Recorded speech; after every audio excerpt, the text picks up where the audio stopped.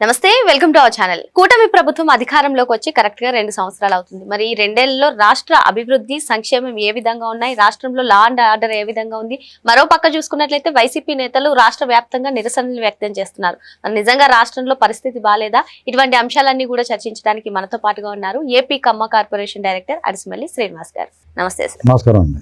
ఈ 2 ఏళ్లలో లా and order సరిగా లేదని వైసీపీ చెప్తుంది. మరి 2 ఏళ్లలో లా అండ్ ఆర్డర్ ఏ విధంగా ఉంది సార్? ఇప్పుడు కూటమి ప్రభుత్వం చంద్రబాబు నాయుడు గారి నాయకత్వంలో కరెక్ట్గా ఇవాళకి రెండు సంవత్సరాలు పూర్తయింది. ప్రమాణ స్వీకారం చేసి అధికార బాధ్యతలు తీసుకుని ఈ 2 సంవత్సరాల్లో మామూలుగా అయితే జగన్మోహన్ రెడ్డి గారు లాంటి ఒక అరాచక వ్యక్తి ప్రతిపక్షంగా ఉన్నప్పుడు సాధారణంగా లా అండ్ ఆర్డర్ ప్రాబ్లము చాలా దారుణంగా ఉంటుంది. ఎందుకంటే వాళ్ళు ఎప్పటికప్పుడు ఏదో ఒక ఇష్యూ తీసుకొస్తారో లా అండ్ ఆర్డర్ ప్రాబ్లం సృష్టిస్తానికి ప్రయత్నం చేస్తూ ఉంటారు.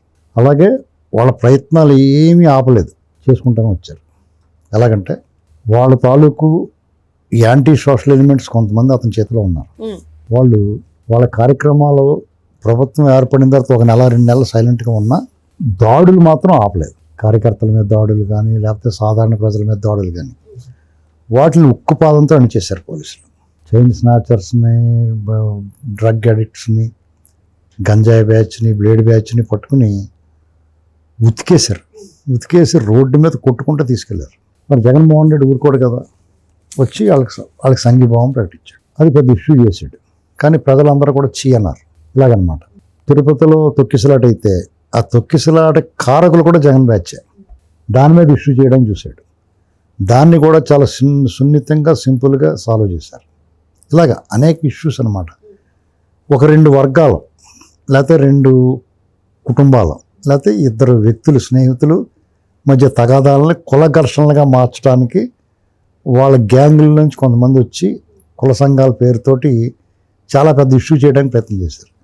దాన్ని ప్రభుత్వం చూడటానికి మనకి ఏమనిపిస్తుందంటే ప్రభుత్వం చాలా డిఫెన్స్లో ఉంది అని అనిపిస్తుంది మనకి. కానీ వాళ్ళు చాలా చాకచక్యంగా ఆ ఘర్షణలో పెరగకుండా ఉండడానికి వాళ్ళు ఇమీడియట్గా యాక్షన్ తీసుకున్నారు. అలాగే ఒక పాస్టర్ గారు చనిపోయాడు యాక్సిడెంట్లో.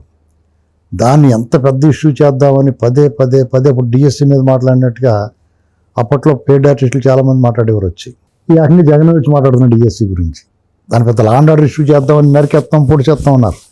దాన్ని ప్రభుత్వం చాలా సీరియస్గా తీసుకుని వాళ్ళ మీద కఠినంగా వ్యవహరించాల్సి వచ్చిన సమయంలో కూడా సంయమనం పాటించి జరిగిన విషయాన్ని చాలా విశదంగా తేటతెల్లంగా చెప్పారు. అలాగా లా అండ్ ఆర్డర్ని చాలా చాకచక్యం. ఇప్పుడు ఇక్కడ లా అండ్ ఆర్డర్ కాపాడడంలో 2 రకాలు ఉంటుంది.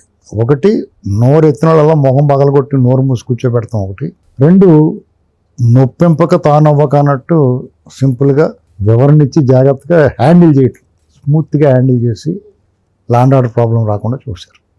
ఈ విషయంలో హ్యాట్స్ ఆఫ్ గవర్నమెంట్. అయితే ఎన్నికల ముందు సూపర్ 6 హామీలు అంటూ అధికారంలోకి వచ్చింది సార్. మరి సంక్షేమం ఏ విధంగా జరిగింది ఈ 2 ఏళ్లలో? ఈ కూటమి ప్రభుత్వం రావటం వాళ్ళు సంక్షేమానికి కొన్ని హామీలు ఇచ్చారు, పథకాలు. వాళ్ళు పెన్షన్ 4,000 చేస్తున్నారు. ఎన్నికలు జరుగుతున్న సమయంలోనే ఏప్రిల్ నెలలోనే ప్రకటించారు.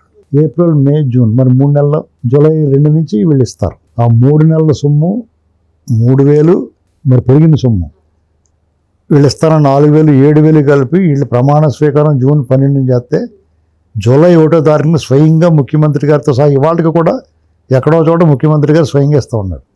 1వ తారీఖు టంచన్గా ఆ 4,000 చేతులు పెడుతున్నారు. పట్టుకెళ్ళి మొట్టమొదటి నెలలో 7,000 చేతులు పెట్టారు. ఒకవేళ 1వ తారీఖు ఏదైనా సెలవు దినం వస్తే ముందు రోజు ఇచ్చేస్తున్నారు. అంటే 100% ఆ సంక్షేమం పేదవాళ్ళకి, ఒంటరి మహిళలకి, ఈ పెన్షన్ తీసుకునే వాళ్ళందరికీ కూడా పూర్తి స్థాయిలో సంతృప్తికరంగా పెన్షన్లు అందజేస్తూ ఉన్నారు. ఎక్కడా కూడా పక్షపాతం లేకుండా, కక్షాపూరిత వైఖరి లేకుండా. వీళ్ళు వైసీపీ వాళ్ళు గతంలో తెలుగుదేశం వాళ్ళని తీసేశారు, ఇప్పుడు వాళ్ళని ఎందుకు ఇవ్వాలి, వాళ్ళని తీసేయాలి, ఇలాంటివి చేయకుండా అప్పుడు అక్రమంగా ఇచ్చిన వాళ్ళకి కూడా వాళ్ళని కూడా టచ్ చేయకుండా ఇస్తున్నారు. అది తీసేయాలి. పింఛన్లు తొలగించారంటూ కూడా కథనాలు వినిపించాయి. అది పింఛన్లు తొలగించారనేటువంటి కొంచెం చచ్చిపోయిన వాళ్ళు తీసేస్తారు కదా, చచ్చిపోయిన వాళ్ళు ఉంటారు కదా, అవి తీసేయకపోతే ఏం చేస్తారు? వాళ్ళు దొబ్బేయమంటారా? వాళ్ళు దొబ్బేసి అలాగా వీళ్ళు ఎంకరేజ్ చేయరు. అర్థమైందా? అంచేత ఆ విషయంలో అందరూ సంతృప్తి కూడా ఇంకా కొత్త కూడా ఇస్తున్నారు. ఇప్పుడు నెక్స్ట్ అన్నా క్యాంటీన్లు. జగన్మోహన్ రెడ్డి ఎంత దారుణం అంటే అన్నా క్యాంటీన్లు ఏం పాపం చేసింది కావాలంటే వాళ్ళు బాబు పేరు పెట్టుకోవచ్చు, రాజన్న క్యాంటీన్ అని, లేదా జగన్మోహన్ రెడ్డి పేరు పెట్టేసుకోవచ్చు జగన్ అన్న క్యాంటీన్ అన్నట్టు అతను ఫోటో వేసుకుంటాడు కదా. దాన్ని పేదవాడికి శుభ్రంగా పరిశుభ్రమైన ఆహారం గౌరవప్రదంగా తక్కువ ధరకి ఇంచుమించు ఉచితం అన్నట్టు లెక్క. అది ఎంతో మేలు జరిగేది, ఎంతో ఉపకారంగా ఉండేది. ఎందుకంటే ఎవరన్నా అన్నా క్యాంటీన్ పరిసర ప్రాంతాల్లో ఏదైనా పని మీద వచ్చినా, మండల కేంద్రాలకి లేకపోతే పట్టణాలకో నగరాలకో ఏదైనా పని మీద వచ్చినా వాళ్ళకి ఇవాళ మనం ఏదైనా టౌన్కి వెళ్ళామనుకోండి, ఒక 100 రూపాయలు 150 రూపాయలు ఫుడ్కి అయిపోద్ది. అది 10-15 రూపాయలతో అయిపోయేలాగా రోజువారీ ఏదైనా పనులు చేసుకోవడానికి వెళ్ళే వాళ్ళకి లేదా హాస్పిటల్ పని మీద వెళ్ళే వాళ్ళకి ఇది చాలా ఉపయోగకరంగా ఉంది. దాన్ని వీళ్ళు పునరుద్ధరించారు, ఇంకా పెడతానికి చూస్తున్నారు. అది ఆ హామీ కూడా పూర్తి స్థాయిలో చక్కగా నిర్వహిస్తున్నారు, బ్రహ్మాండంగా పెడుతున్నారు. ఎవరు అడిగినా పర్యవేక్షణ ఉంటుంది. చాలామంది ఎవరిని అడిగినా చాలా బాగుంది భోజనం, పరిశుభ్రంగా ఉంది, రుచికరంగా ఉంది, సమయానికి అందుతుంది, చాలా చక్కగా నిర్వహిస్తున్నారని మంచి పేరు కూడా వచ్చింది. ఇక్కడ మహిళలకి ఫ్రీ బస్ ఇచ్చారు. వాళ్ళు చాలా హాయిగా, అంటే అందులో కొంత రకరకాల భిన్నవాదనలు నిలబడినా మెజారిటీ మహిళలకి ఫ్రీ బస్ సౌకర్యం అనేటిదని అందరూ ఆమోదిస్తున్నారు. దానివల్ల ఆర్టీసీకి ఆదాయం పెరుగుతుంది, దాన్ని రీఎంబర్స్ చేస్తారు కాబట్టి. ఆర్టీసీకి ఆక్యుపెన్సీ రేట్ పెరిగింది, దానివల్ల ఆదాయం పెరిగింది. అది ఉభయతారకంగా ఉంది. అలాగే వికలాంగులకు కూడా ఇచ్చారు, దివ్యాంగులకు కూడా ఆర్టీసీలో ప్రయాణం ఉచితం చేశారు.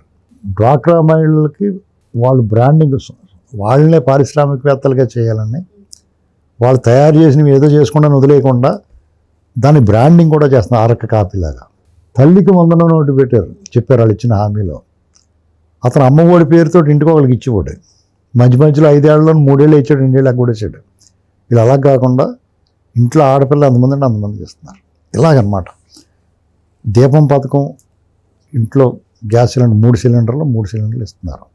ఇలాగనమాట. వాళ్ళు ఇచ్చిన హామీల్లో ప్రతి ఆడపిల్లకు 1500 ఇస్తూ ఉన్నారు. అదొకటి తప్ప మిగతాన్ని పూర్తి చేశారు. అయితే జగన్ ప్రభుత్వం అధికారంలో ఉండగా ఏపీ మొత్తం 25 ఏళ్ళు 30 ఏళ్ళు వెనక్కి వెళ్ళిపోయింది అంటున్నారు. మరి ఈ 2 ఏళ్లలో కూటమి ప్రభుత్వం అభివృద్ధిని ఏ విధంగా ముందుకు తీసుకెళ్ళింది? ఇప్పుడు జగన్మోహన్ రెడ్డి ప్రభుత్వం ఉన్నప్పుడు మనకి వెనక్కి ఎందుకు వెళ్ళిపోయింది అన్నారంటే, అతను రివర్స్ టెండరింగ్ పేరుతోటి పోలవరం లాంటి ప్రాజెక్ట్ని చంపేశాడు. చాలా వరకు అసంపూర్తిగా సగం పూర్తయిన ప్రాజెక్టులు అన్నీ రద్దు చేశాడు. పీపీఎల్ రద్దు చేసేసి కరెంటు బిల్లు భారం పడిపోలే చేశాడు. అన్ని ట్రూ ఆఫ్ ఛార్జీలు వేసేసి రక్తం పిండేశాడు. ఏమండి వీళ్ళు. అంతేకాకుండా అమరావతి ఏం పాపం చేసింది అతనికి? అతని పాలసీ, అతను కూడా రాజధాని అమరావతి ఉండాలి, 30,000 ఎకరాలు ఉండాలి, ఇవన్నీ మాట్లాడాడు. దాన్ని సింగపూర్కి సంబంధించిన ఏషియన్ బ్యాంకు ఇలాంటి వాళ్ళందరినీ అన్నీ రద్దు చేశాడు. రోడ్లు తవ్వుకుపోయారు, కట్టడాలన్నీ సగం వదిలి ఐకానిక్ బ్రిడ్జిని అయితే పొక్లను పెట్టి తవ్విచ్చేసాడు.